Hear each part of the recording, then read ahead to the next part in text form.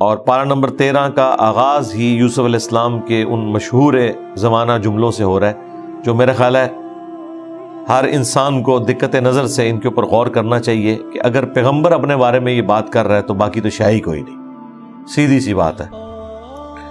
وما ابرئ نفسی، اور میں اپنے نفس کو بری نہیں سمجھتا، یعنی میرا یہ دعویٰ نہیں ہے کہ میں بہت پاک باز ہوں، حالانکہ پاک باز تھے، کوئی گناہ نہیں کیا ہوا تھا، لیکن وہ بیسیکلی اپنے نفس کے اوپر جو ان کا کنٹرول تھا اللہ تعالیٰ کے خوف کی وجہ سے، اس کی رحمت کی وجہ سے، وہ گاڈ اورینٹڈ اپنے معاملے کو کر رہے تھے۔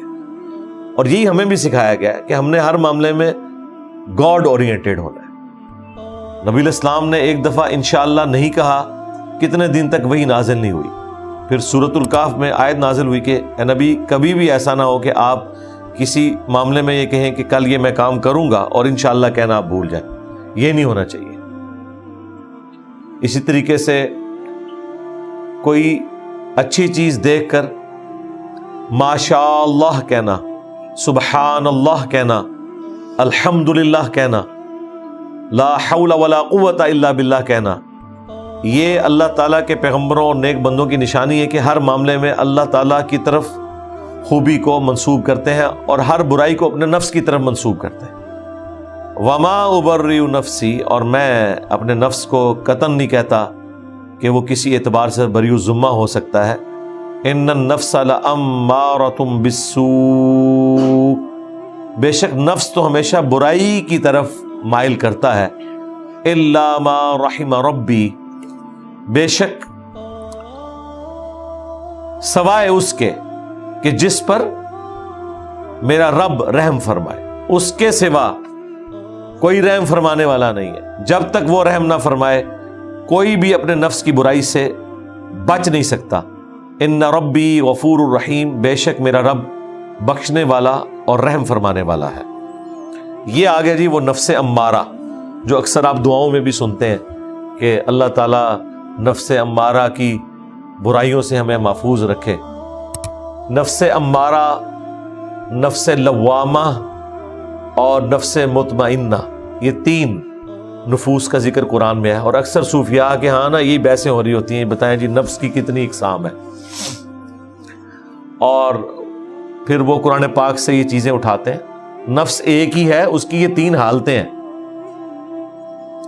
نفس مطمئنہ وہ ہے جس نے پوری زندگی اللہ اور اس کے پیغمبر کی اطاعت اختیار کی اور ایک اچھی زندگی گزاری، تو موت کے وقت اس کے لیے پھر آرڈر آ جائے گا، یا ایتھا النفس المطمئنہ ارجعی الی ربک راضیۃ مرضیہ، اے مطمئن جان، وہ مطمئن نفس ہوتا ہے، پلٹ اپنے رب کی طرف اس حال میں کہ تیرا رب تجھ سے راضی، تو اپنے رب سے راضی، آ میرے نیک بندوں میں داخل ہو اور میری جنت میں آ جا، اللہم اجعلنا منہم، آمین۔ اور دوسری ایکسٹریم کے اوپر وہ ہے نفس لوامہ، جو سورۃ القیامہ میں بھی اللہ تعالیٰ نے ذکر کیا کہ قیامت والے دن وہ اپنے آپ کو ملامت کر رہا ہوگا کہ میں نے دنیا کے اندر کیوں نہیں وقت کے پیغمبر کی دعوت کو قبول کیا، تو وہ ملامت کی وجہ سے نفس لوامہ، اللہم لا تجعلنا منہم، اللہ تعالیٰ ہمیں ان میں سے نہ کرے۔ اور ایک یہ نفس کی حالت ہے جو تھرو آؤٹ آپ کی زندگی میں چلتی ہے کہ نفس برائی کی طرف مائل کرتا ہے اور شیطان اس میں پھونکے مارتا ہے۔ اللہ تعالیٰ نے اسے بیلنس کیا ہے، صحیح مسلم میں حدیث ہے کہ ایک جن اور ایک فرشتہ اٹیچ کر دیا ہے، جن برائی کی طرف بلاتا ہے وہ شیطان، اور فرشتہ اچھائی کی طرف۔ ایک صحابی نے جرت کر کے پوچھا یا رسول اللہ آپ کے ساتھ بھی؟ آپ نے فرمایا ہاں میرے ساتھ بھی ہے، لیکن اللہ تعالیٰ نے اسے مطیع کر دیا، تو میرے ساتھ جو اٹیچ شیطان تھا، جن تھا، وہ مطیع ہو گیا، یعنی مسلمان ہو گیا، وہ مجھے اچھائی کی طرف ہی بلاتا ہے۔ لیکن نبی علیہ السلام کے بعد کسی شخص کے لیے بھی ایسی گارنٹی نہیں ہے۔ تو نفس نے برائی کی طرف ہی آمادہ کرنا ہے۔ ایک تو وہ جن ہے، پھر فی نفسی جو نفس ہے، انسان کا نفس خواہشات کے ساتھ گندا ہوا ہے۔ اللہ تعالیٰ نے اٹریکشن رکھی ہے نفس کے لیے۔ بخاری اور مسلم دونوں میں حدیث ہے کہ اللہ تعالیٰ نے جنت کو ناگوار چیزوں سے ڈھانپ رکھا ہے اور جہنم کو خوشگوار چیزوں سے ڈھانپ رکھا ہے. یعنی ہر وہ چیز جو طبیعت کو لبھاتی ہے، اچھی لگتی ہے، وہ جہنم کی طرف لے جانے والی ہوتی ہے. الا یہ کہ جسے خوف خدا ہو تو اسے تو پھر مشکل اعمال کرنا بھی آسان ہو جاتا ہے، لیکن عموماً برائی کے اندر اللہ نے لذت رکھی ہے.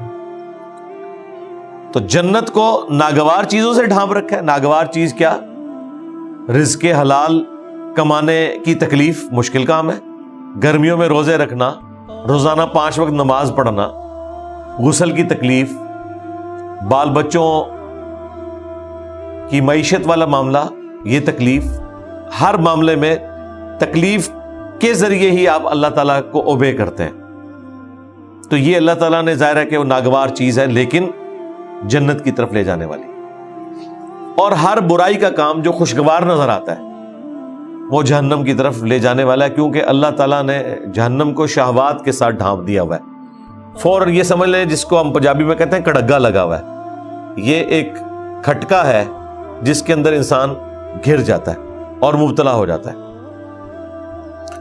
اسی کو سپورٹیو حدیث ہے نا ابو داؤد ترمذی میں سنن نسائی کے اندر کہ نبی علیہ السلام فرماتے ہیں کہ اللہ تعالیٰ نے جب جنت کو پیدا فرمایا تو جبرائیل علیہ السلام سے کہا کہ جا کے ذرا جنت دیکھو.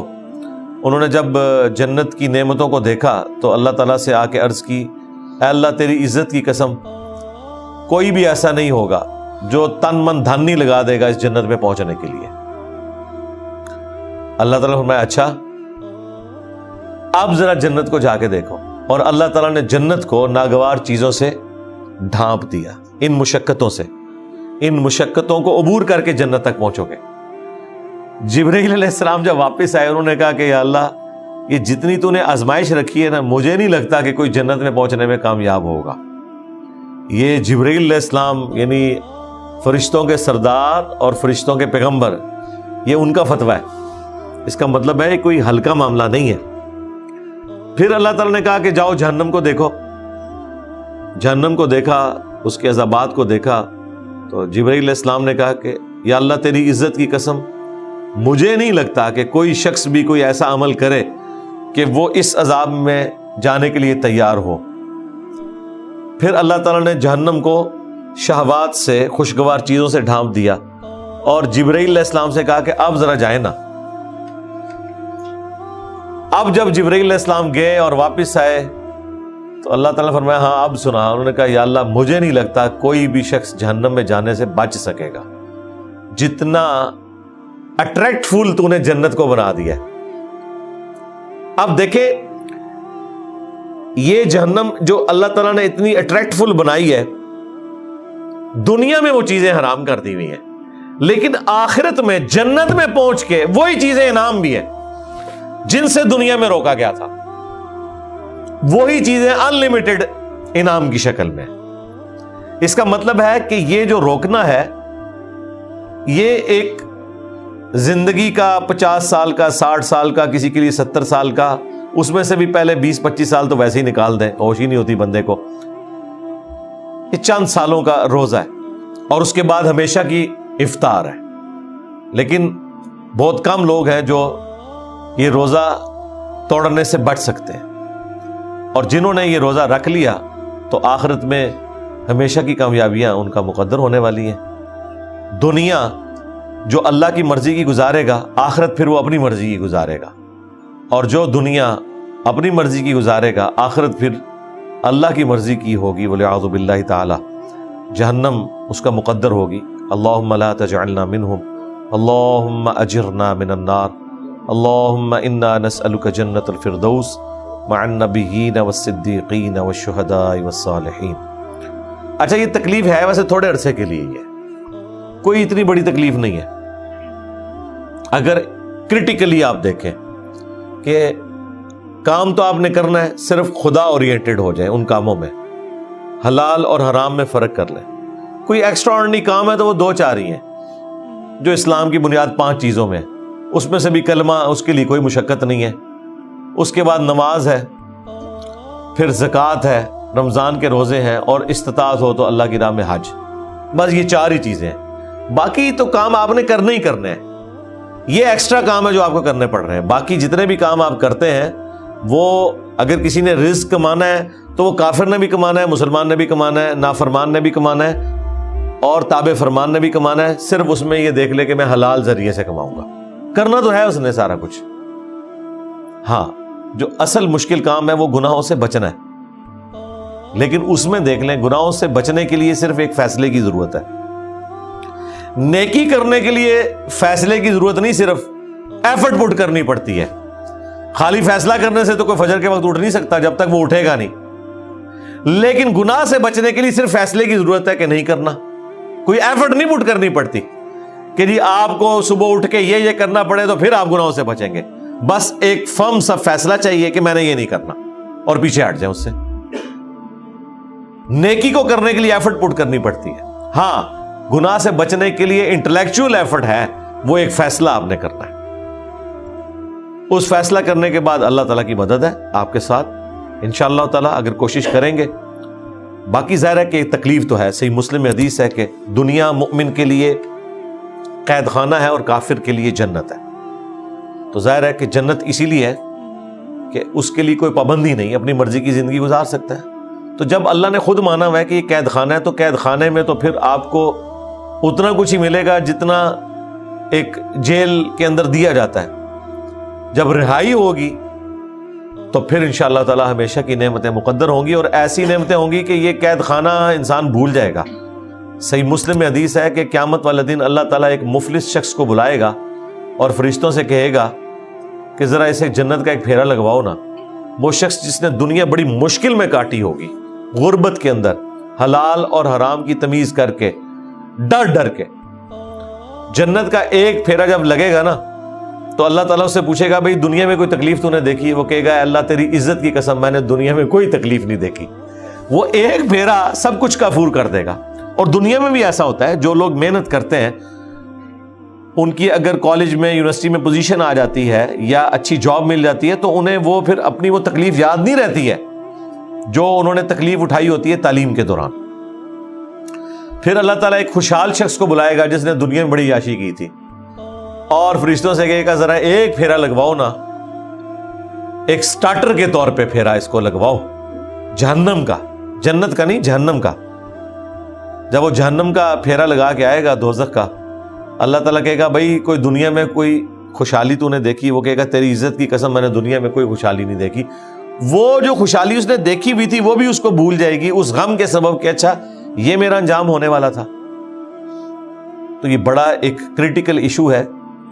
اس حوالے سے یوسف علیہ السلام کے یہ الفاظ کہ بے شک نفس تو برائی کی طرف آمادہ کرتا ہے سوائے اس کے کہ جس پہ میرا رب رحم کرے, اور بے شک میرا رب بخشنے والا مہربان ہے. تو ہمیں اللہ تعالیٰ سے دعا کرتے رہنا چاہیے. جو میں نے پچھلی دفعہ بھی عرض کیا تھا, المستدرک للحاکم میں صحیح سند سے یہ حدیث موجود ہے. سیدہ فاطمہ سلام اللہ علیہا سے نبی صلی اللہ علیہ وآلہ وسلم نے فرمایا کہ اے میری بیٹی مجھ سے لے لے یہ تحفہ, اور آپ نے خود یہ تحفہ دیا کہ صبح و شام ایک دفعہ پڑھ لیا کر, یا حی یا قیوم برحمتک استغیث اصلح لی شأنی کلہ ولا تکلنی الی نفسی طرفۃ عین. اے خود سے زندہ, ہر چیز کو تھامنے والے, ہر چیز کو قائم رکھنے والے, اصلح لی شأنی کلہ, میرے تمام جو معاملات ہیں کام ہیں ان کی اصلاح فرما دے. ولا تکلنی الی نفسی طرفۃ عین, اور مجھے پلک جھپکنے کے برابر بھی میرے نفس کے سپرد نہ کرنا, تو نے ہی مجھے سنبھالنا ہے. اور یہی دوسرے انداز میں لا حول ولا قوت الا باللہ, جو بخاری مسلم میں آیا کہ یہ جنت کے خزانوں میں سے ایک خزانہ ہے کہ نہیں ہے طاقت نیکیاں کرنے کی اور نہ ہمت ہے گناہوں سے بچنے کی مگر اس کی توفیق سے. یہ حرز جاں بنا لے, اپنے آپ کو خدا کے سپرد کرے. تو نفس نے برائی کی طرف یہ آمادہ کرنا ہے, اس لیے کہ نفس کے اندر اٹریکشن ان چیزوں کی رکھ دی گئی ہے. البتہ اسے اوور کم کرنا ہے آپ نے, تو اس کے لیے وحی کی تعلیمات ہیں, اور اندر سے جو اچھائی کی آواز آتی ہے اور اندر گواہی دیتا ہے کہ یہ کام غلط ہے مجھے نہیں کرنا, وہ فرشتہ ہے جو آپ کو تھپکی دے رہا ہوتا ہے. اللہ تعالیٰ نے فَأَلْهَمَهَا فُجُورَهَا وَتَقْوَاهَا, برائی کا مادہ بھی ودیت کر دیا ہے اور اچھائی کا بھی، یعنی برائی کی طرف اٹریکشن والا معاملہ اور برائی کرنے کی طاقت بھی دے دی ہوئی ہے، لیکن ساتھ ہی اچھائی کے حوالے سے بھی انسان کی انسٹنکٹ میں ڈال دیا ہے، وہ اچھائی اسے بتاتی ہے کہ یہ برائی کا کام ہے، تم نے اس سے بچنا ہے، لیکن ظاہر ہے کہ بچے گا وہی جو کوشش کرے گا۔ اللہ تعالیٰ نے اپنے پیغمبروں کے ذریعے، کتابوں کے ذریعے حق کا حق ہونا اور باطل کا باطل ہونا بتا دیا ہے۔